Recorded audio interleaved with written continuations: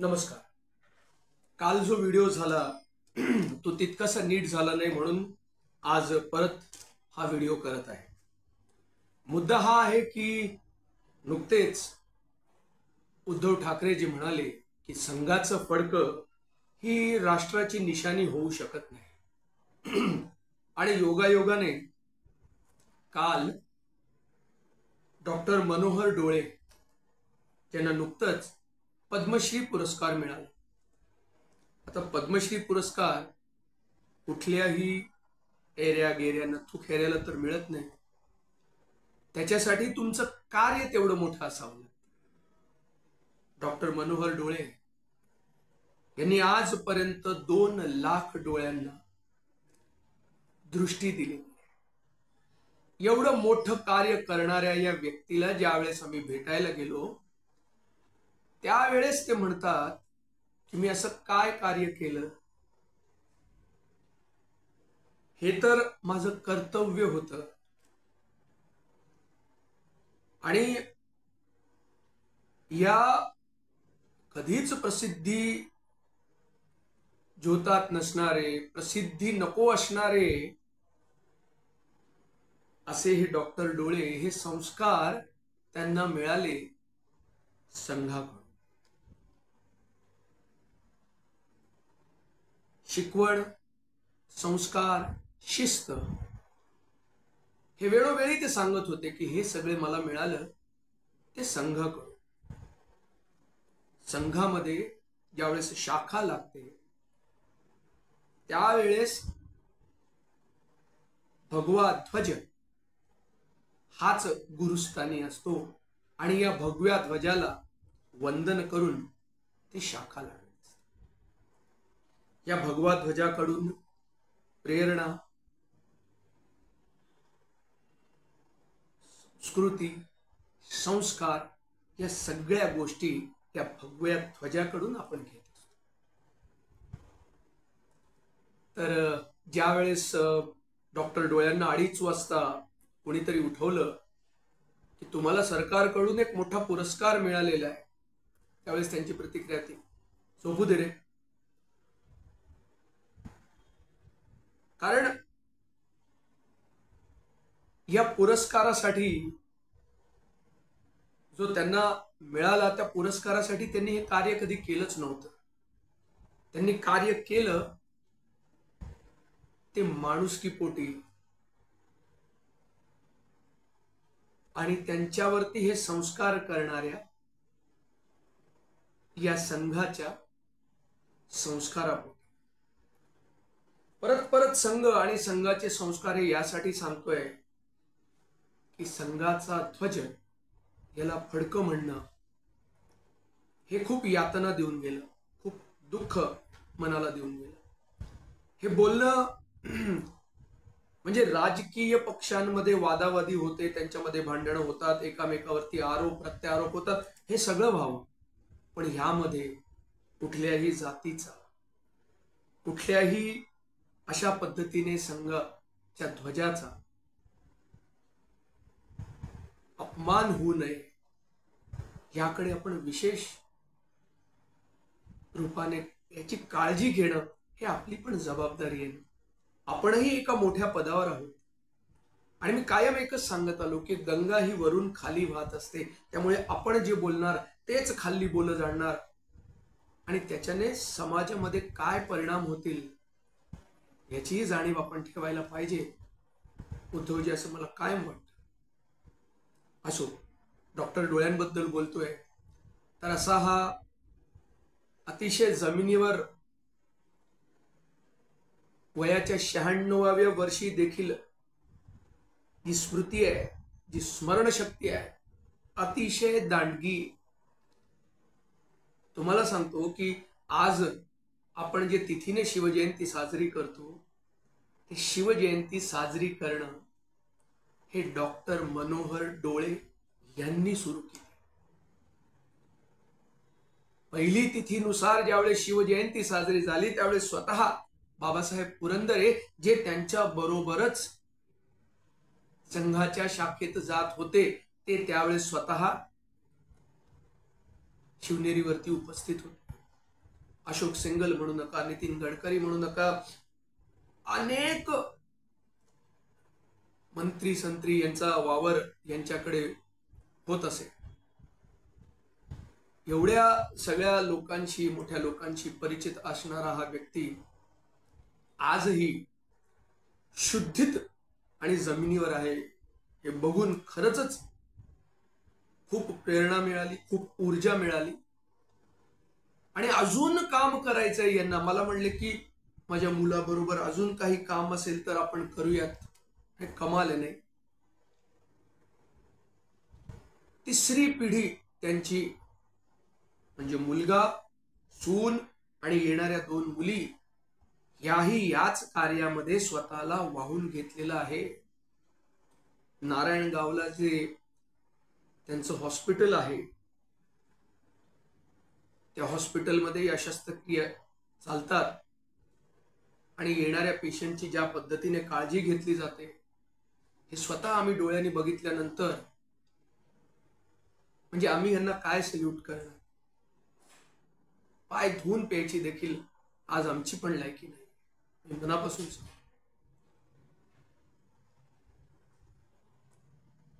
त्यांना ज्यावेळेस आम्ही विचारलं की जाती धर्मातले पंथातली लोक तुमच्याकडे येत असतील, ते म्हणले माझ्याकडे फक्त माणूस येतो, त्या माणसाला दुःख वेदना असतात, त्या वेदना दूर करतो आणि तो माणूस माझ्याकडून निघून जातो.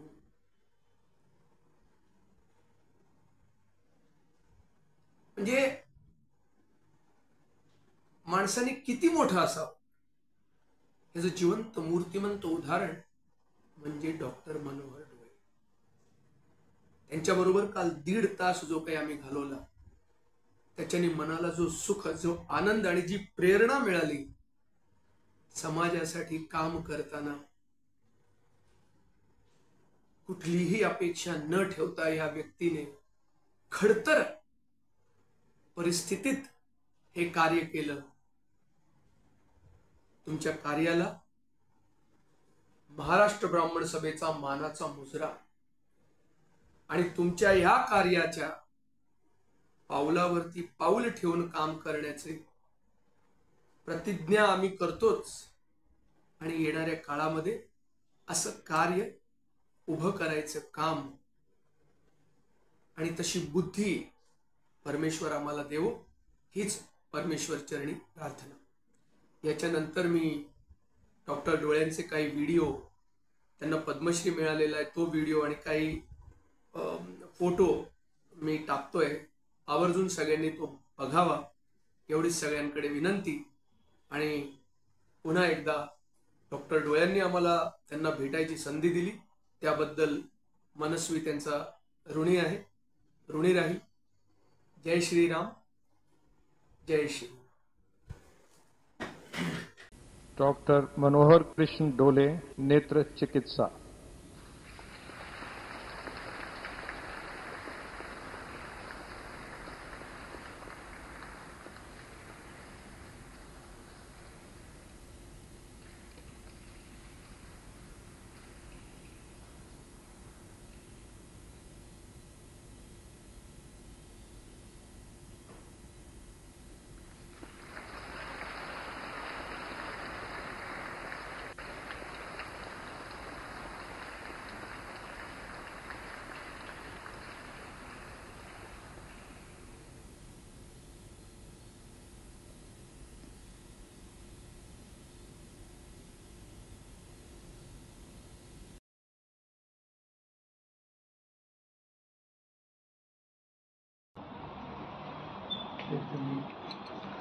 नमस्कार, माझं नाव वाङ्मय गोडबोले. मी पुण्याचा आहे. मी पण लहानपणापासून संघाचा स्वयंसेवक आहे. गंधर्व सायम, डहाणूकर कॉलनी, कोथरूड. मोठं नाव. तुम्हाला भेटून खूप बरं वाटलं आणि तुमच्याबरोबर काही क्षण घालवता येतं त्याचा खूप आनंद होतो आम्हाला सगळ्यांना.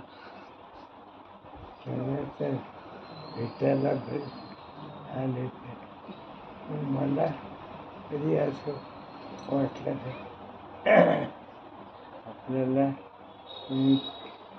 प्रसिद्धी करा. असं वाटलं माझ्या पण वा सत्कार करा. संघाच्या केंद्रात शिकवणीत शिकलो, प्रसिद्धी करा. त्यामुळे अनेक ठिकाणी तालुक्यात माझं नाव असं. आत्ता अवॉर्ड मिळायला पाहिजे मला कळलं की मी मोठा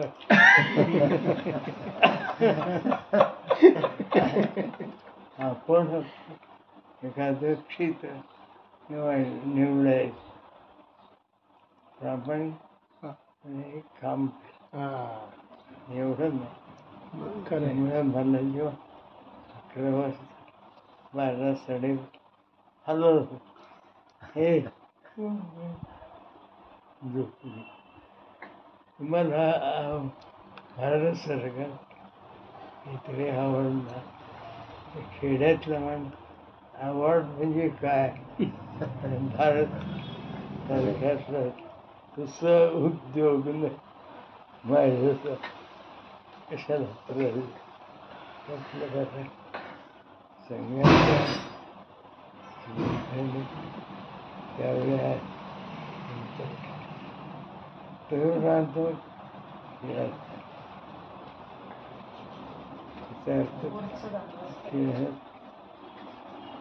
खूप गरीब अनेक सुद्धा मी सुरुवात केली त्याला 1960 वा त्यावेळेला खेळ म्हणजे हो खूप रस्ते एवढं मोठं त्यावेळेला रस्त्याने एखादी 4 चाकी गाडी येतच नसते. चुकून आली तिचा धूळ आणि शिबिरी रामफोड नदी होय त्यावेळेला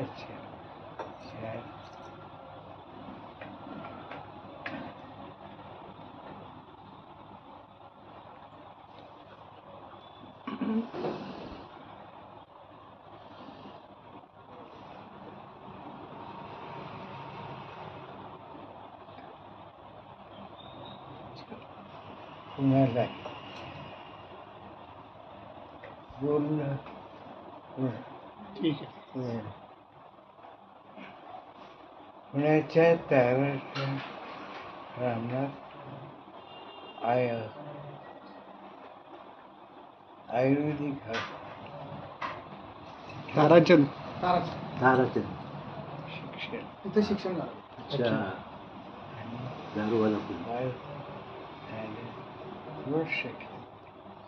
रोज शाखेत आणि शाखेत जायचं चांगल्या गोष्टी ऐकायच्या त्यातल्या आपल्याला जमेल. वा तिच्या भोवती जर आठवलं किंवा तर चांगल्या गोष्टी भारतातला होणाऱ्या चांगल्या वर्षापूर्वीच्या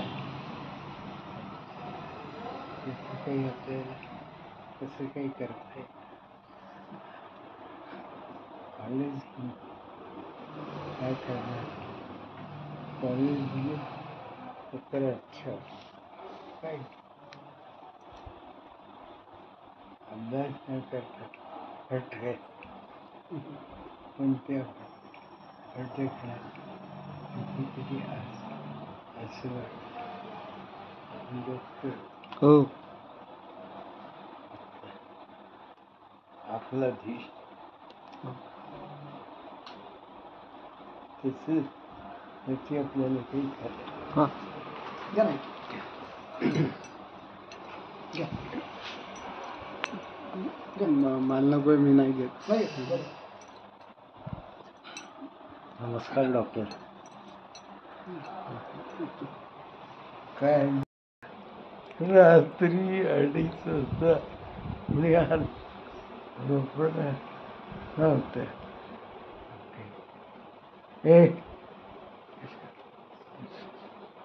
आज तुम्हाला मोठा संस्कार मिळाला. यांना उद्योगी नाही त्यांनी त्याच्या माहिती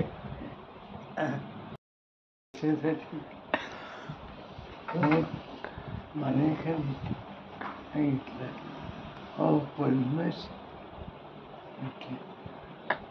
आभारी सरकारने दिलेला माझ्या खेड्यातलं काम समोर ना